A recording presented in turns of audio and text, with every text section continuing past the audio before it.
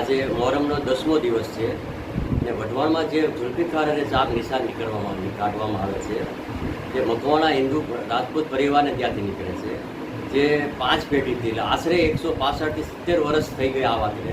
ને આજ સુધી એ જે પ્રમાણે શરૂઆત થઈ છે એ જ પ્રમાણે આજ સુધી એ જ વસ્તુ ચાલી રહી છે જે વારસાઈ અમને મળેલી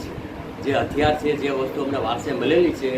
એ વસ્તુમાં આજની તારીખમાં અમે જાળવી રાખેલી છે ને મૂળ બગદાદથી આવેલો અમારે જમૈયો છે જે મૂળ બગદાદથી આવેલો અમારે મોટાભાઈ સાહેબની સાથે એક જમૈયો આવેલો છે જે અમે ઝુલ્ફીખારની અંદર અમે લગાવીએ છીએ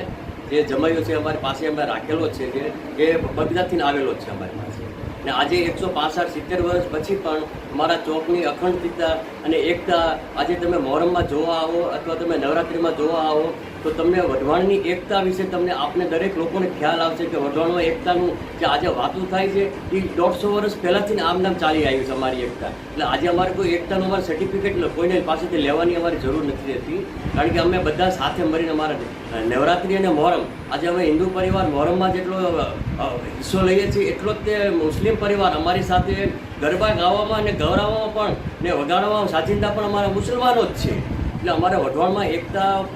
વર્ષોથી ચાલી આવે છે ને અમારે ત્યાં જે મોટાભાઈ સાહેબ જે પધારેલા છે આશરે 150 વર્ષ પહેલાં મારા દાદા વાઘજી દાદા હતા જે 5મી પેઢી મારા હતા હું એમના 5મી પેઢી એમનો વારસદાર છું તો એટલા વર્ષથી આજે અમારે ત્યાં 7મી પેઢી આવી ગયેલી છે એટલે ટોટલ 7 પેઢી અમારે ત્યાં મોટાભાઈ પધારેલા છે અને અમે પૂજીએ છીએ ને અમે સંપૂર્ણ હિન્દુ પદ્ધતિથી જ અમે એમને પૂજીએ છીએ આજ સુધી જે અમે પૂજીએ છીએ હિન્દુ પદ્ધતિથી જ અમે પૂજીએ છીએ અને એમાં હમણાં પીર સાહેબને કોઈ તકલીફ નથી અને બીજા કોઈને પણ એમાં કોઈ તકલીફ નથી અને અમે આ જે શિરસ્તો ચાલ્યો આવ્યો છે અમે વર્ષો સુધી અમે ચાલુ જ રાખવાના છીએ અને દરેક પાસે વઢવાણના દરેક નાગરિકો પાસે અમારી પાસે